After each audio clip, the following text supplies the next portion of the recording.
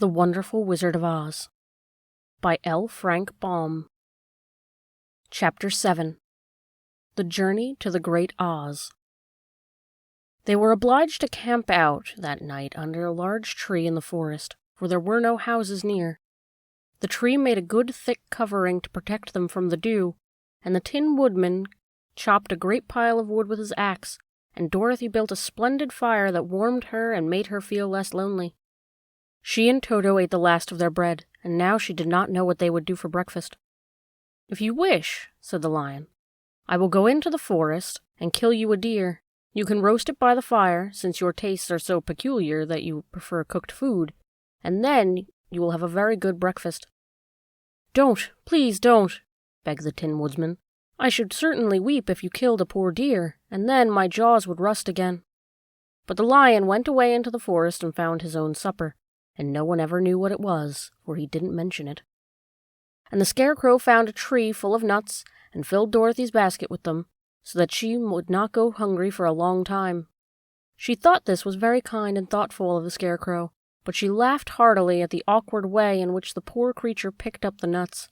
His padded hands were so clumsy, and the nuts were so small that he dropped almost as many as he put in the basket. The Scarecrow did not mind how long it took him to fill the basket, for it enabled him to keep away from the fire, as he feared a spark might get into his straw and burn him up. So he kept a good distance away from the flames, and only came near to cover Dorothy with dry leaves when she lay down to sleep. These kept her very snug and warm, and she slept soundly until morning. When it was daylight, the girl bathed her face in the little rippling brook, and soon after they all started towards the Emerald City. This was to be an eventful day for the travelers. They had hardly been walking an hour when they saw before them a great ditch that crossed the road and divided the forest as far as they could see on either side. It was a very wide ditch, and when they crept up to the edge and looked into it, they could see it was also very deep, and there were many big, jagged rocks at the bottom. The sides were so steep that none of them could climb down, and for a moment it seemed that the journey must end. "What shall we do?" asked Dorothy despairingly. "I haven't the faintest idea," said the Tin Woodman, and the lion shook his shaggy mane and looked thoughtful. But the Scarecrow said, "We cannot fly, that is certain. Neither can we climb down into this great ditch. Therefore, if we cannot jump over it, we must stop where we are." "I think I could jump over it," said the Cowardly Lion, after measuring the distance carefully in his mind. "Then we are all right," answered the Scarecrow, "for you can carry us all over on your back, one at a time." "Well, I'll try it," said the lion. "Who will go first?" "I will," declared the Scarecrow, "for if you found that you could not jump over the gulf, Dorothy would be killed or the Tin Woodman badly dented on the rocks below. But if I am on your back, it will not matter so much, for the fall would not hurt me at all." "I am terribly afraid of falling myself," said the Cowardly Lion, "but I suppose there is nothing to do but try it. So get on my back, and we will make the attempt." The Scarecrow sat upon the lion's back, and the big beast walked to the edge of the gulf and crouched down. "Why don't you run and jump?" asked the Scarecrow. "Because that isn't the way we lions do these things," he replied. Then, giving a great spring, he shot through the air and landed safely on the other side. They were all greatly pleased to see how easily he did it, and after the Scarecrow had got down from his back, the lion sprang across the ditch again. Dorothy thought she would go next, so she took Toto in her arms and climbed on the lion's back, holding tightly to his mane with one hand. The next moment it seemed as if she were flying through the air, and then, before she had time to think about it, she was safe on the other side. The lion went back a third time and got the Tin Woodman, and then they all sat down for a few moments to give the beast a chance to rest, for his great leaps had made his breath short, and he panted like a big dog that had been running too long. They found the forest very thick on this side, and it looked dark and gloomy. After the lion had rested, they started along a road of yellow brick, silently wondering, each in his own mind, if they would come to the end of the woods and reach the bright sunshine again. To add to their discomfort, they soon heard strange noises in the depths of the forest, and the lion whispered to them that it was in this part of the country that the Kalidas lived. "What are the Kalidas?" asked the girl. "They are monstrous beasts, with bodies like bears and heads like tigers," replied the lion. and with claws so long and sharp that they could tear me in two as easily as I could kill Toto. I'm terribly afraid of the Kalidas." "I'm not surprised that you are," returned Dorothy. "They must be dreadful beasts." The lion was about to reply when suddenly they came to another gulf across the road, but this one was so broad and deep that the lion knew at once he could not leap across it. So they sat down to consider what they should do, and after serious thought, the Scarecrow said, "Here is a great tree, standing close to the ditch. If the Tin Woodman can chop it down so that it will fall to the other side, we could walk across it easily." "That is a first-rate idea," said the lion. "One would almost suspect you had brains in your head instead of straw." The woodman set up to work at once, and so sharp was his axe that the tree was soon chopped nearly through. Then the lion put his strong front legs against the tree and pushed with all his might, and slowly the big tree tipped and fell with a crash across the ditch, with its top branches on the other side. They had just started to cross this queer bridge when a sharp growl made them look up, and to their horror they saw running towards them two great beasts with bodies like bears and heads like tigers. "They are the Kalidas," said the Cowardly Lion, beginning to tremble. "Quick!" cried the Scarecrow. "Let us cross over." So Dorothy went first, holding Toto in her arms. The Tin Woodman followed, and the Scarecrow came next. The lion, although he was certainly afraid, turned to face the Kalidas, and then he gave so loud and terrible a roar that Dorothy screamed and the Scarecrow fell over backward, while even the fierce beast stopped short and looked at him in surprise. But, seeing they were bigger than the lion, and remembering that there were two of them and only one of him, the Kalidas again rushed forward, and the lion crossed over the tree and turned to see what they would do next. Without stopping an instant, the fierce beasts also began to cross the tree. And the lion said to Dorothy, "We are lost, for they will surely tear us to pieces with their long claws. But stand close behind me, and I will fight them as long as I am alive." "Wait a minute," said the Scarecrow. He had been thinking what was best to be done, and now he asked the Woodman to chop away the end of the tree that rested on their side of the ditch. The Tin Woodman began to use the axe at once. Just as the two Kalidas were nearly across, the tree fell with a crash into the gulf, carrying the ugly, snarling brutes with it, and both were dashed to pieces on the sharp rocks at the bottom. "Well," said the Cowardly Lion, drawing a long breath of relief, "I see we are going to live a little while longer, and I'm glad of it, for it must be a very uncomfortable thing not to be alive. Those creatures frightened me so badly that my heart is beating yet." "Ah," said the Tin Woodman sadly, "I wish I had a heart to beat." The adventure made the travelers more anxious than ever to get out of the forest, and they walked so fast that Dorothy became tired and had to ride on the lion's back. To their great joy, the trees became thinner the farther they advanced, and in the afternoon they suddenly came upon a broad river, flowing swiftly just before them. On the other side of the water, they could see the road of yellow brick running through the beautiful country, with green meadows dotted with bright flowers, and all the road bordered with trees hanging full of delicious fruits. They were greatly pleased to see this delightful country before them. "How shall we cross the river?" asked Dorothy. "That is easily done," replied the Scarecrow. "The Tin Woodman must build us a raft so we can float to the other side." So the Woodman took his axe and began to chop down small trees to make a raft, and while he was busy at this, the Scarecrow found on the river bank a tree full of fine fruit. This pleased Dorothy, who had eaten nothing but nuts all day, and she made a hearty meal of the ripe fruit. But it takes time to make a raft, even when one is industrious and untiring as the Tin Woodman. And when night came, the work was not done, so they found a cozy place under the trees where they slept well until the morning. Dorothy dreamed of the Emerald City, and of the good Wizard Oz, who soon would send her back to her own home again. Chapter 8. The Deadly Poppy Field. Our little party of travelers awakened the next morning refreshed and full of hope, and Dorothy breakfasted like a princess off peaches and plums from the trees beside the river. Behind them was the dark forest they had passed safely through, although they had suffered many discouragements. But before them was a lovely, sunny country that seemed to beckon them on to the Emerald City.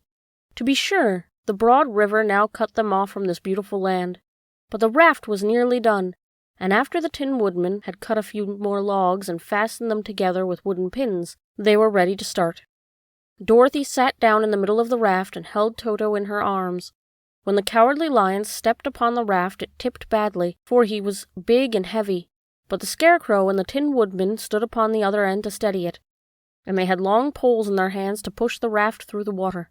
They got along quite well at first, and when they reached the middle of the river, the swift current swept the raft downstream, farther and farther away from the road of yellow brick, and the water grew so deep that the long poles would not touch the bottom.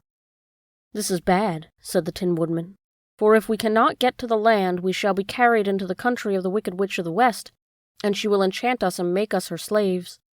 And then I should get no brains," said the Scarecrow. "And I should get no courage," said the Cowardly Lion.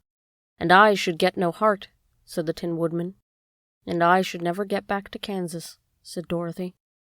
"We must certainly get to the Emerald City if we can," the Scarecrow continued, and he pushed so hard on his long pole that it stuck fast in the mud at the bottom of the river. Then, before he could pull it out again, or let go, the raft was swept away, and the poor Scarecrow was left clinging to the pole in the middle of the river. "Goodbye," he called after them, and they were very sorry to leave him. Indeed, the Tin Woodman began to cry, but fortunately remembered that he might rust, and so dried his tears on Dorothy's apron. Of course, this was a bad thing for the Scarecrow. "I am no worse off than when I first met Dorothy," he thought. "Then I was stuck on a pole in a cornfield, where I could make believe scarecrows at any rate. But surely there is no use for a scarecrow stuck on a pole in the middle of a river. I am afraid I shall never have any brains after all." Down the stream the raft floated, and the poor Scarecrow was left far behind. Then the Lion said, "Something must be done to save us. I think I can swim to the shore and pull the raft after me, if you will only hold fast to the tip of my tail." So he sprang into the water, and the Tin Woodman caught fast hold of his tail. Then the Lion began to swim with all his might towards the shore. It was hard work, although he was so big, but by and by they were drawn out of the current, and then Dorothy took the Tin Woodman's long pole and helped push the raft to the land. They were all tired out when they reached the shore at last, and stepped off the pretty green grass, and they also knew that the stream had carried them a long way past the road of yellow brick that led to the Emerald City. "What shall we do now?" asked the Tin Woodman, and the Lion lay down on the grass to let the sun dry him. "We must get back to the road in some way," said Dorothy. "The best plan will be to walk along the river bank until we come to the road again," remarked the Lion. So when they were rested, Dorothy picked up her basket, and they started along the grassy bank, to the road from which the river had carried them. It was lovely country, with plenty of flowers and fruit trees and sunshine to cheer them. And had they not felt so sorry for the poor Scarecrow, they could have been very happy. They walked along as fast as they could, Dorothy only stopping once to pick a beautiful flower, and after a time the Tin Woodman cried out, "Look!" They all looked at the river, and saw the Scarecrow perched upon his pole in the middle of the water, looking very lonely and sad. "What can we do to save him?" asked Dorothy. The Lion and the Woodman both shook their heads, for they did not know. So they sat down upon the bank and gazed wistfully at the Scarecrow until a stork flew by, who, upon seeing them, stopped to rest on the water's edge. "Who are you, and where are you going?" asked the stork. "I am Dorothy," answered the girl, "and these are my friends, the Tin Woodman and the Cowardly Lion, and we are going to the Emerald City." "This isn't the road," said the stork, as she twisted her long neck and looked sharply at the queer party. "I know it, but we have lost the Scarecrow and are wondering how we shall get him again." "Where is he?" asked the stork. "Over there in the river," answered the little girl. "If he wasn't so big and heavy, I would get him for you," remarked the stork. "He isn't heavy a bit," said Dorothy eagerly, "for he is stuffed with straw, and if you will bring him back to us, we shall thank you ever and ever so much." "Well, I'll try," said the stork, "but if I find he is too heavy to carry, I shall have to drop him in the river again." So the big bird flew into the air and over to the water until she came to where the Scarecrow was perched upon his pole. Then the stork, with her great claws, grabbed the Scarecrow by the arm and carried him up into the air and back to the bank, where Dorothy and the Lion and the Tin Woodman and Toto were sitting. When the Scarecrow found himself among his friends again, he was so happy that he hugged them all, even the Lion and Toto. As they walked along, he sang "Tol-de-ri-de-o" at every step. He felt so gay. "I was afraid I should have to stay in the river forever," he said, "but the kind stork saved me, And if I ever get any brains, I shall find the stork again, and do her some kindness in return." "That's all right," said the stork, who was flying along beside them. "I always like to help anyone in trouble. But now I must go, for my babies are waiting in the nest for me. I hope you will find the Emerald City, and that Oz will help you." "Thank you," replied Dorothy, and then the kind stork flew into the air and was soon out of sight. They walked along listening to the singing of the brightly colored birds, and looking at the lovely flowers which now became so thick that the ground was carpeted with them. There were big yellow and white and blue and purple blossoms, besides great clusters of scarlet poppies, which were so brilliant in color they almost dazzled Dorothy's eyes. "Aren't they beautiful?" the girl asked, as she breathed in the spicy scent of the bright flowers. "I suppose so," answered the Scarecrow. "When I have brains, I shall probably like them better. If I only had a heart, I should love them," added the Tin Woodman. "I always did like flowers," said the Lion. "They seem so helpless and frail, but there are none in the forest so bright as these." They now came upon more and more of the big scarlet poppies, and fewer of the other flowers, and they soon found themselves in the midst of a great meadow of poppies. Now it is well known that when there are many of these flowers together, their odor is so powerful that anyone who breathes it falls asleep, and if the sleeper is not carried away from the scent of the flowers, he sleeps on and on forever. But Dorothy did not know this, nor could she get away from the bright red flowers that were everywhere about. So presently her eyes grew heavy, and she felt she must sit down to rest and to sleep. But the Tin Woodman would not let her do this. "We must hurry and get back to the road of yellow brick before dark," he said, and the Scarecrow agreed with him. So they kept walking until Dorothy could stand no longer. Her eyes closed in spite of herself, and she forgot where she was and fell among the poppies, fast asleep. "What shall we do?" asked the Tin Woodman. "If we leave her here, she will die," said the Lion. "The smell of flowers is killing us all. I myself can scarcely keep my eyes open, and the dog is already asleep." It was true. Toto had fallen down beside his little mistress, but the Scarecrow and the Tin Woodman, not being made of flesh, were not troubled by the scent of the flowers. "Run fast," said the Scarecrow to the Lion, "and get out of this deadly flower bed as soon as you can. We will bring the little girl with us, but if you should fall asleep, you are too big to be carried." So the Lion roused himself and bounded forward as fast as he could go. In a moment he was out of sight. "Let us make a chair with our hands to carry her." So they picked up Toto and put the dog in Dorothy's lap, and then they made a chair with their hands for the seat and their arms for the arms and carried the sleeping girl between them through the flowers. On and on they walked, and it seemed the great carpet of deadly flowers that surrounded them would never end. They followed the bend at the river, and at last came upon their friend the Lion, lying fast asleep among the poppies. The flowers had been too strong for the huge beast, and he had given up at last, and fallen only a short distance from the end of the poppy bed, where the sweet grass spread in beautiful green fields before them. "We can do nothing for him," said the Tin Woodman sadly, "for he is much too heavy to lift. We must leave him here to sleep on forever, and perhaps he will dream that he has found courage at last."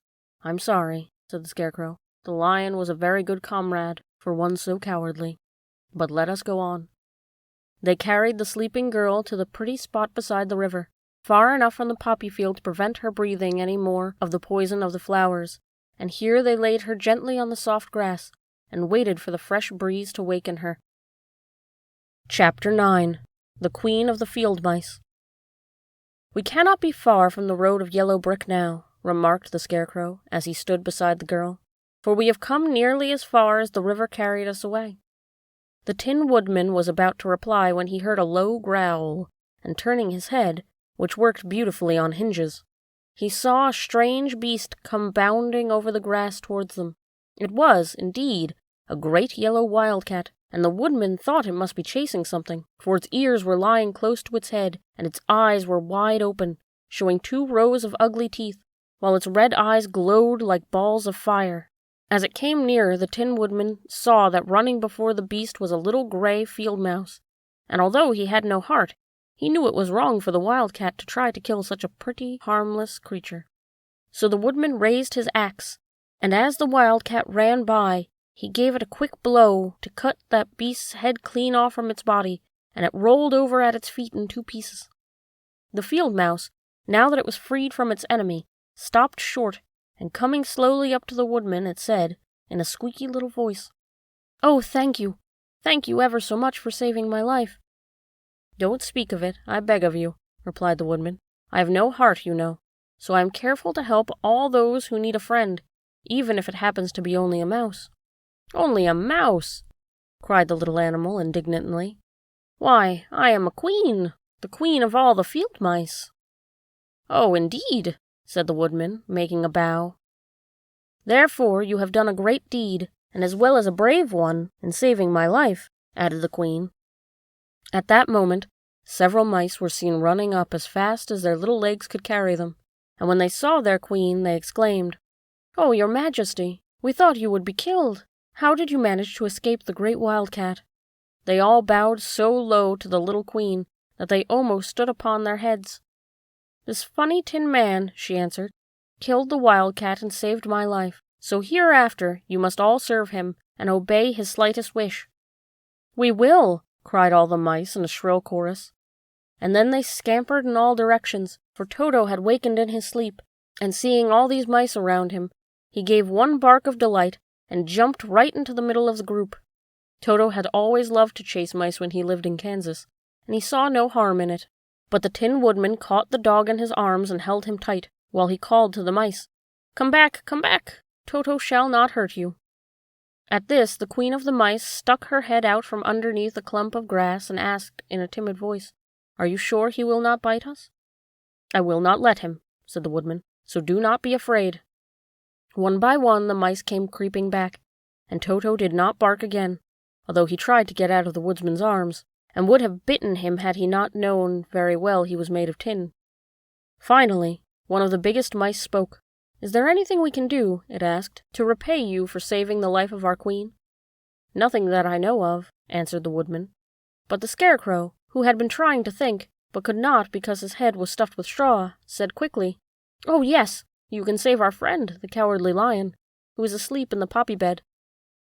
"A lion!" cried the little queen. "Why, he would eat us all up." "Oh, no," declared the Scarecrow. "This lion is a coward." "Really?" asked the mouse. "He says so himself," answered the Scarecrow. "And he would never hurt anyone who is our friend. If you will help us to save him, I promise that he shall treat you with all kindness."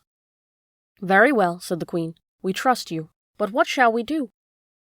"Are there many of these mice which call you queen and are willing to obey you?" "Oh, yes, there are thousands," she replied. "Then bring them all to come here as soon as possible, and let each one bring along a piece of string." The queen turned to the mice that attended her, and told them to go at once and get all her people. As soon as they heard orders, they ran away in every direction as soon as possible. "Now," said the Scarecrow to the Tin Woodman, "you must go to those trees by the riverside and make a truck that will carry the lion." So the woodman went at once to the trees and began to work, and he soon made a truck out of the limbs of trees, from which he chopped away all the leaves and branches. He fastened it together with wooden pegs and made 4 wheels out of short pieces of a big tree trunk. So fast and so well did he work that by the time the mice began to arrive, the truck was all ready for them. They came from all directions, and there were thousands of them, big mice and little mice and middle-sized mice, and each one brought a piece of string in his mouth. It was about this time that Dorothy woke from her long sleep and opened her eyes. She was greatly astonished to find herself lying upon the grass, with thousands of mice standing around and looking at her timidly. But the Scarecrow told her about everything, and turning to the dignified little mouse, he said, "Permit me to introduce you to Her Majesty, the Queen." Dorothy nodded gravely, and the girl made a curtsy, after which she became quite friendly with the little girl. The Scarecrow and the Woodman now began to fasten the mice to the truck, using the strings they had brought. One end of the string was tied around the neck of each mouse, and the other end to the truck. Of course, the truck was 1,000 times bigger than any of the mice who were to draw it, but when all the mice had been harnessed, they were able to pull it quite easily. And the Scarecrow and the Tin Woodman would sit on it, and were drawn swiftly by the queer little horses to the place where the lion lay asleep. After a great deal of hard work, the lion was heavy, and they managed to get him up on the truck. Then the Queen hurriedly gave her people the order to start. for she feared the mice stayed among the poppies too long, they also would fall asleep. At first the little creatures, many though they were, could hardly stir the heavily loaded truck, but the woodman and the scarecrow both pushed from behind, and they got along better. Soon they rolled the lion out of the poppy bed onto the green fields, where he could breathe the sweet fresh air again instead of the poisonous scent of the flowers. Dorothy came to meet them and thanked the little mice warmly for saving her companion from death. She had grown so fond of the big lion, and she was glad he had been rescued. Then the mice were unharnessed from the truck and scampered away through the grass to their homes. The queen of the mice was last to leave. "If ever you need us again," she said, "come out into the field and call, and we shall hear you and come to your assistance. Goodbye." "Goodbye," they all answered, and away the queen ran, while Dorothy held Toto tightly lest he should run after her and frighten her. After this they sat down beside the lion until he should awaken, and the scarecrow brought Dorothy some fruit from a tree nearby, which she ate for her dinner. Chapter 10. The Guardian of the Gate. It was some time before the Cowardly Lion awakened, for he had lain among the poppies a long while, breathing in their deadly fragrance. But when he did open his eyes and roll off the truck, he was glad to find himself still alive.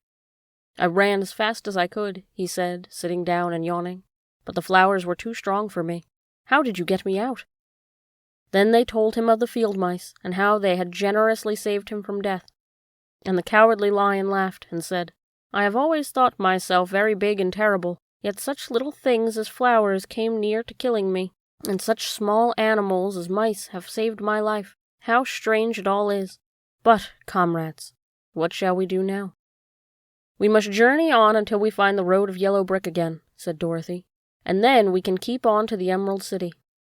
So, the lion being fully refreshed, and feeling quite himself again, they all started upon the journey, greatly enjoying the walk through the soft, fresh grass, and it was not long before they reached the road of yellow brick and turned again towards the Emerald City where the great Oz dwelt. The road was smooth and well paved now, and the country about was beautiful, so that the travelers rejoiced in leaving the forest far behind, and with it the many dangers they had met in its gloomy shades. Once more they could see fences built alongside the road, but these were painted green, and when they came to a small house, in which a farmer evidently lived, that was also painted green. They passed by several of these houses during the afternoon. Sometimes people came out to the doors and looked at them as if they would like to ask questions, but no one came near them nor spoke to them because of the great lion, of which they were very much afraid. The people were all dressed in clothing of a lovely emerald green color, and they wore peaked hats like those of the Munchkins. "This must be the land of Oz," said Dorothy, "and we are surely getting near the Emerald City." "Yes," answered the Scarecrow. "Everything is green here, and while in the country of the Munchkins, blue was the favorite color. But the people do not seem to be as friendly as the Munchkins, and I'm afraid we shall be unable to find a place to pass the night." "I should like something to eat besides fruit," said the girl, "and I'm sure Toto is nearly starved. Let us stop at the next house and talk to the people." So when they came to a good-sized farmhouse, Dorothy walked boldly up to the door and knocked. A woman opened it just far enough to look out and said, "What do you want, child? And why is that great lion with you?" "We wish to pass the night with you, if you will allow us," answered Dorothy. "And the lion is my friend and comrade, and would not hurt you for the world." "Is he tame?" asked the woman, opening the door a little wider. "Oh, yes," said the girl, "and he is a great coward, too. He will be more afraid of you than you are of him." "Well," said the woman, after thinking it over and taking another peep at the lion, "if that is the case, you may come in, and I will give you some supper and a place to sleep."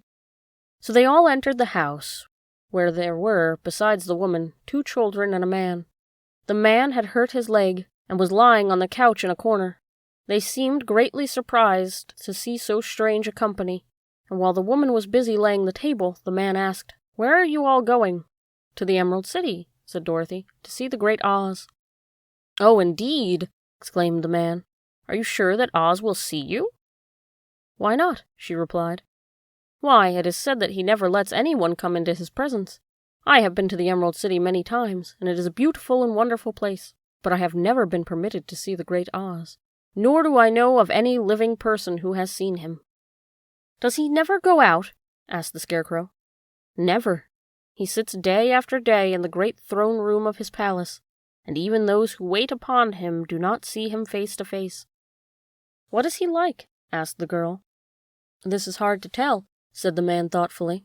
"You see, Oz is a great wizard, and can take on any form he wishes, so that some say he looks like a bird, and some say he looks like an elephant, and some say he looks like a cat. To others he appears as a beautiful fairy, or a brownie, or in any other form that pleases him. But the real Oz is, when he is in his own form, no living person can tell." "That is very strange," said Dorothy. "But we must try, in some way, to see him, or we shall have made our journey for nothing."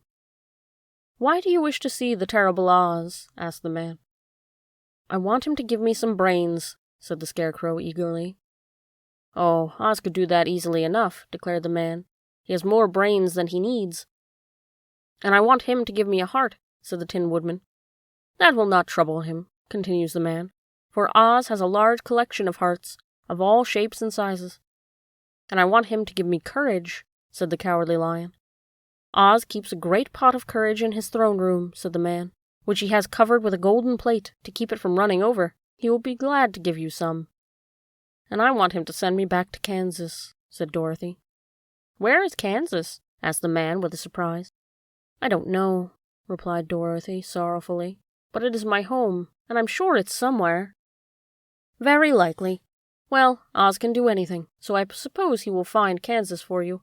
But first you must get to see him, and that will be a hard task, for the Great Wizard does not like to see anyone, and he usually has his own way. But what do you want?" he continued, speaking to Toto. Toto only wagged his tail, for, strange to say, he could not speak. The woman now called to them that supper was ready, so they gathered around the table, and Dorothy ate some delicious porridge and a dish of scrambled eggs and a plate of nice white bread, and enjoyed her meal. The lion ate some of the porridge, but did not care for it, saying that it was made of oats, and oats were food for horses, not for lions. The Scarecrow and the Tin Woodman ate nothing at all. Toto ate a little of everything, and was glad he could get a good supper again. The woman now gave Dorothy a bed to sleep in, and Toto lay down beside her, while the lion guarded the door of her room so she might not be disturbed. The Scarecrow and the Tin Woodman stood up in a corner, and kept quiet all night, although of course they could not sleep. The next morning, as soon as the sun was up, they started on their way, and soon saw a beautiful green glow in the sky just before them. "That must be the Emerald City," said Dorothy. As they walked on, the green glow became brighter and brighter, and it seemed that at last they were nearing the end of their travels. Yet it was afternoon before they came to a great wall that surrounded the city. It was high and thick and of a bright green color. In front of them, and at the end of the road of yellow brick, was a big gate, all studded with emeralds that glittered in the sun, that even the painted eyes of the Scarecrow were dazzled by their brilliancy. There was a bell beside the gate, and Dorothy pushed a button and heard a silvery tinkle sound within. Then the big gate swung slowly open, and they all passed through and found themselves in a high arched room, the walls of which glistened with countless emeralds.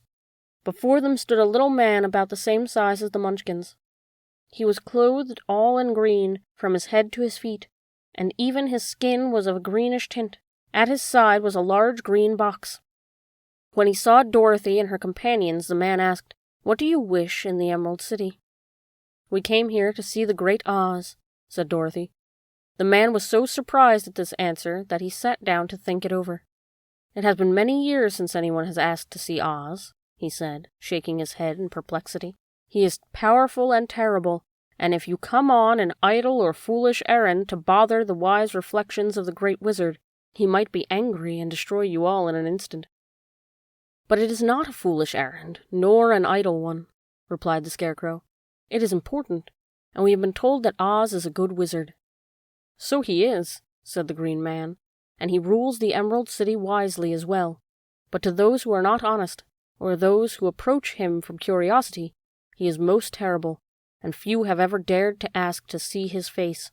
I am the guardian of the gates, and since you demand to see the Great Oz, I must take you to his palace.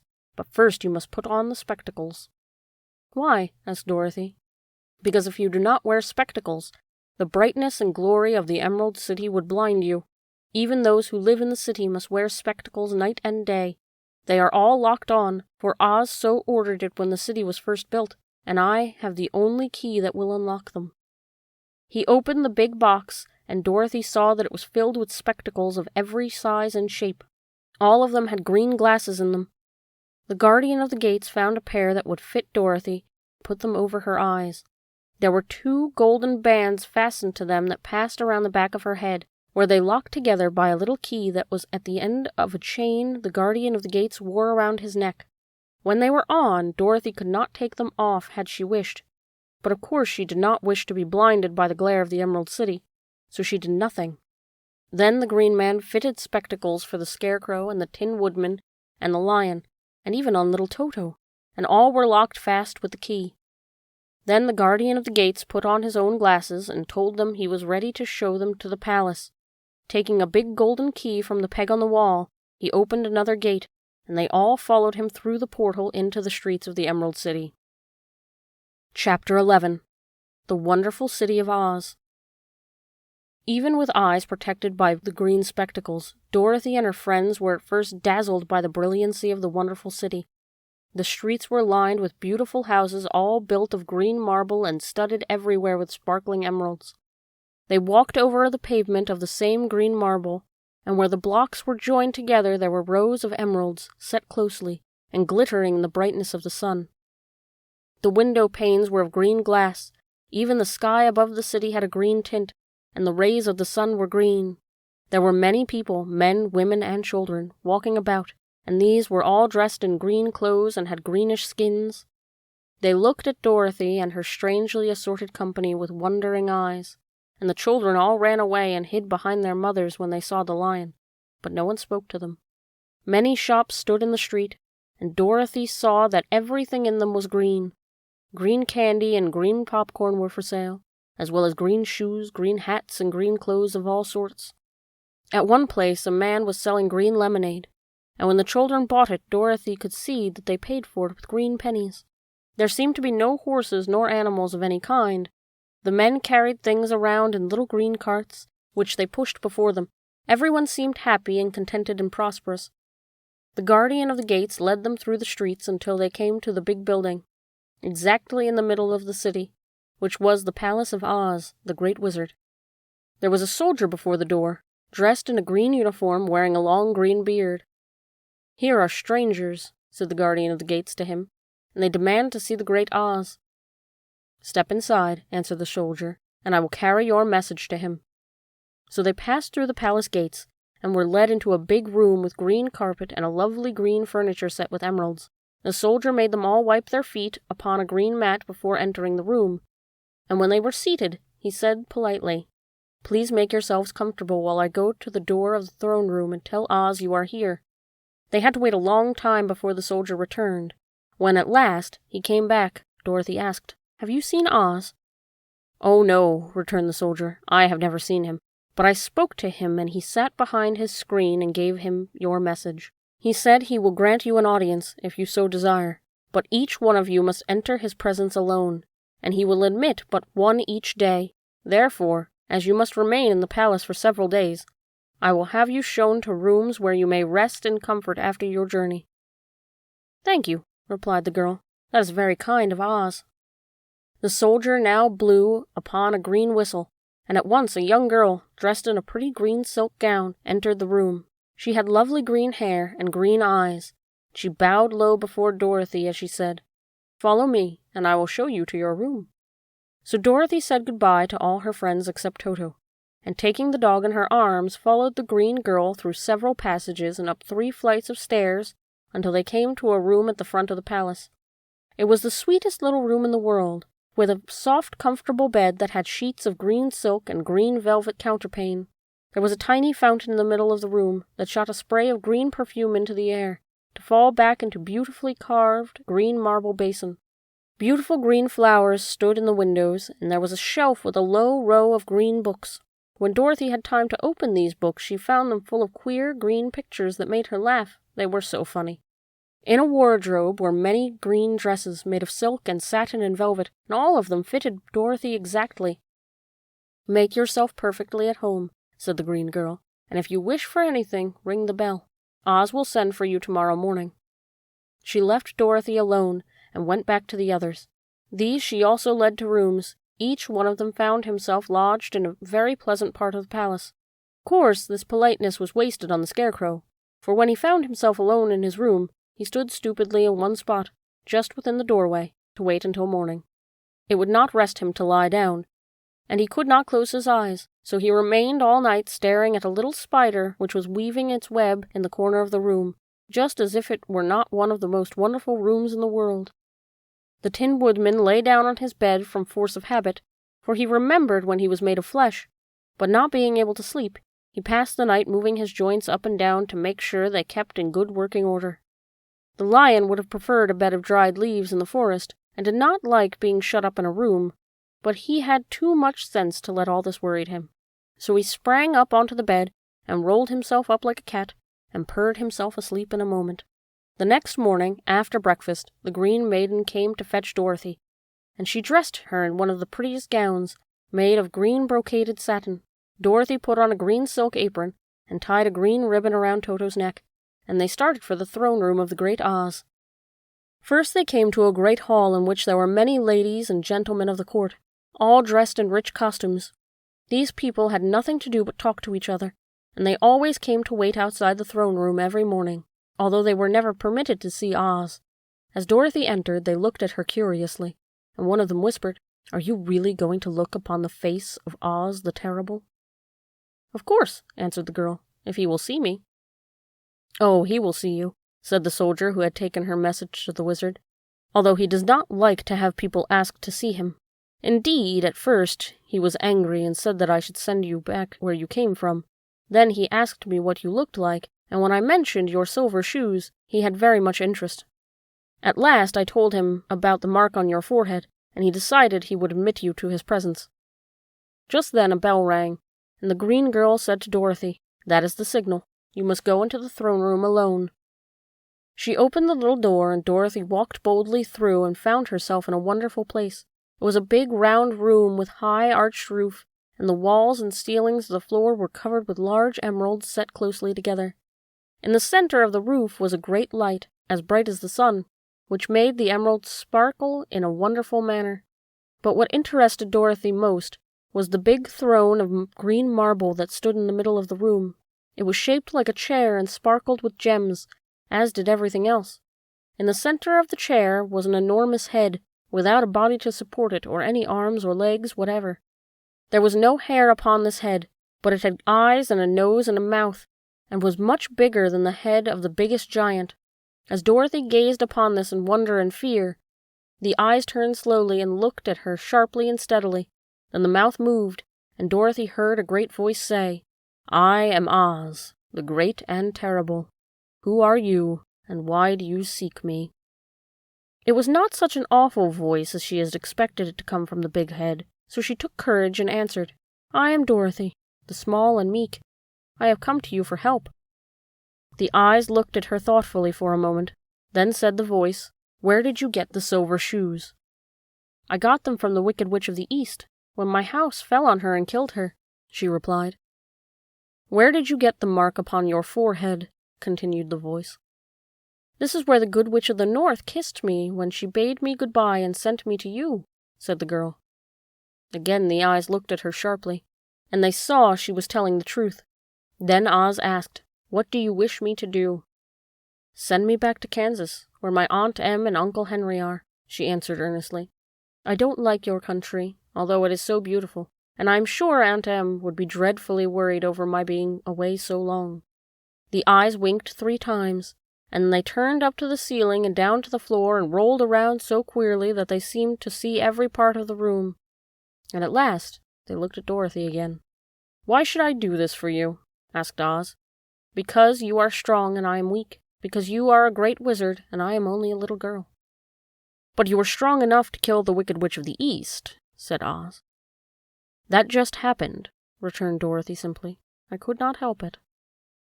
"Well," said the head, "I will give you my answer. You have no right to expect me to send you back to Kansas unless you do something for me in return. In this country, everyone must pay for everything he gets. If you wish me to use my magic power to send you home again, you must do something for me first. Help me, and I will help you." "What must I do?" asked the girl. "Kill the Wicked Witch of the West," answered Oz. "But I cannot!" exclaimed Dorothy, greatly surprised. "You killed the Wicked Witch of the East, and you wear the silver shoes, which bear a powerful charm. There is now but one Wicked Witch left in all this land, and when you can tell me she is dead, I will send you back to Kansas. But not before." The little girl began to weep. She was so much disappointed, and the eyes winked again and looked at her anxiously, as if the great Oz felt that she could help him if she would. "I never killed anything willingly," she sobbed. "Even if I wanted to, how could I kill the Wicked Witch? If you, who are great and terrible, cannot kill her yourself, how do you expect me to do it?" "I do not know," said the head, "but that is my answer. And until the Wicked Witch dies, you will not see your uncle and aunt again. Remember that the witch is wicked, tremendously wicked, and you ought to be killed. Now go, and do not ask to see me again until you have done your task." Sorrowfully, Dorothy left the throne room and went back to where the Lion and the Scarecrow and the Tin Woodman were waiting to hear what Oz had said to her. "There is no hope for me," she said sadly, "for Oz will not send me home until I have killed the Wicked Witch of the West, and that I can never do." Her friends were sorry, but could do nothing to help her, so Dorothy went to her own room and lay down on the bed and cried herself to sleep. The next morning, the soldier with the green whiskers came to the Scarecrow and said, "Come with me, for Oz has sent for you." So the Scarecrow followed him and was admitted into the great throne room, where he saw, sitting on the emerald throne, the most lovely lady. She was dressed in green silk gauze and wore upon her flowing green locks a crown of jewels. Growing from her shoulders were wings, gorgeous in color and so light that they fluttered if the slightest breath of air reached them. When the Scarecrow had bowed, as prettily as his straw stuffing would let him, before this beautiful creature, she looked upon him sweetly and said, "I am Oz, the great and powerful. Who are you, and why do you seek me?" Now the Scarecrow, who had expected to see the great head Dorothy had told him of, was much astonished, but he answered her bravely, "I am only a Scarecrow, stuffed with straw. Therefore I have no brains, and I have come to you praying that you will put brains in my head instead of straw, so that I may become as much of a man as any other in your dominions." "Why should I do this for you?" asked the lady. "Because you are wise and powerful, and no one else can help me," answered the Scarecrow. "I never grant favors without some return," said Oz, "but this much I will promise. If you will kill for me the Wicked Witch of the West, I will bestow upon you a great many brains, and such good brains that you will be the wisest man in all the land of Oz." "I thought you asked Dorothy to kill the witch," said the Scarecrow in surprise. "So I did. I don't care who kills her. But until she is dead, I will not grant your wish. Now go, and do not seek me again until you have earned the brains you so greatly desire." The Scarecrow went sorrowfully back to his friends, and told them what Oz had said, and Dorothy was surprised to see that the Great Wizard was not a head, as she had seen him, but a lovely lady. "All the same," said the Scarecrow, "she needs a heart as much as the Tin Woodman." On the next morning, the soldier with the green whiskers came to the Tin Woodman and said, "Oz has sent for you. Follow me." So the Tin Woodman followed him and came to the great throne room. He did not know whether he would find Oz as a lovely lady or a head, but he hoped it would be the lovely lady, for, he said to himself, if it is the head, I am sure I shall not be given a heart, since a head has no heart of its own, and therefore cannot feel for me. But if it is a lovely lady, I shall beg hard for a heart, for all ladies are themselves said to be kindly-hearted. But when the Woodman entered the great throne room, he saw neither a head nor a lady, for Oz had taken the shape of a most terrible beast. It was nearly as big as an elephant, and the green throne seemed hardly strong enough to hold its weight. The beast has a head like that of a rhinoceros, only there were 5 eyes on its face. There were 5 long arms growing out of its body, and it also had 5 long, slim legs. Thick, woolly hair covered every part of it, and more dreadful-looking monster could not have been imagined. It was fortunate the Tin Woodman had no heart at that moment, for it would have beat loud and fast from terror. But being only tin, the Woodman was not all afraid, although he was much disappointed. "I am Oz, the great and terrible," spoke the beast, in a voice that was one great roar. "Who are you, and why do you seek me?" "I am a woodman, and made of tin. Therefore I have no heart, and cannot love. I pray that you give me a heart, and I may be as other men are." "Why should I do this?" demanded the beast. "Because I ask it, and you alone can grant my request," answered the woodman. Oz gave a low growl at this, but said gruffly, "If you indeed desire a heart, you must earn it." "How?" asked the woodman. "Help Dorothy to kill the Wicked Witch of the West," replied the beast. "When the witch is dead, come to me, and I will give you the biggest and kindest and most loving heart in all the land of Oz." So the Tin Woodman was forced to return sorrowfully to his friends and tell them all what the horrible beast he had seen. They all wondered greatly at the many forms the great wizard could take upon himself. And the lion said, "If he is a beast when I go see him, I shall roar my loudest, and so frighten him that he will grant all I ask. And if he is a lovely lady, I shall pretend to spring upon her, and so compel her to do my bidding. And if he is a great head, he will be at my mercy, for I will roll his head around the room until he promises to give us what we desire. So be of good cheer, my friends, for all will yet be well." The next morning the soldier with the green whiskers led the lion to the great throne room, and bade him enter the presence of Oz. The lion at once passed through the door, and glancing around saw, to his surprise, that before the throne was a ball of fire, so fierce and glowing he could scarcely bear to gaze upon it. His first thought was that Oz had by accident caught on fire and was burning up, but when he tried to go nearer, the heat was so intense that it singed his whiskers, and he crept back tremblingly to a spot nearer the door. Then a low, quiet voice came from the ball of fire, and these were the words it spoke. "I am Oz, the great and terrible. Who are you, and why do you seek me?" And the lion answered, "I am a cowardly lion, afraid of everything. I came to beg you that you give me courage, so that in reality I may become the king of beasts, as men call me." "Why should I give you the courage?" demanded Oz. "Because of all wizards you are the greatest, and alone have the power to grant my request," answered the lion. The ball of fire burned fiercely for a time, and the voice said, "Bring me proof that the Wicked Witch is dead, and that moment I will give you courage, but as long as the witch lives, you must remain a coward." The lion was angry at this speech, but could say nothing in reply, and while he stood silently gazing at the ball of fire, it became so furiously hot that he turned tail and rushed from the room. He was glad to find his friends waiting for him, and told him of the terrible interview with the wizard. "What shall we do now?" asked Dorothy sadly. "There is only one thing we can do," returned the lion, "and that is to go to the land of the Winkies, seek out the Wicked Witch, and destroy her." "But suppose we cannot," said the girl. "Then I shall never have courage," declared the lion. "And I shall never have brains," added the Scarecrow. "And I shall never have a heart," spoke the Tin Woodman. "And I shall never see Aunt Em and Uncle Henry," said Dorothy, beginning to cry. "Be careful," cried the green girl. "The tears will fall on your green silk gown and spot it."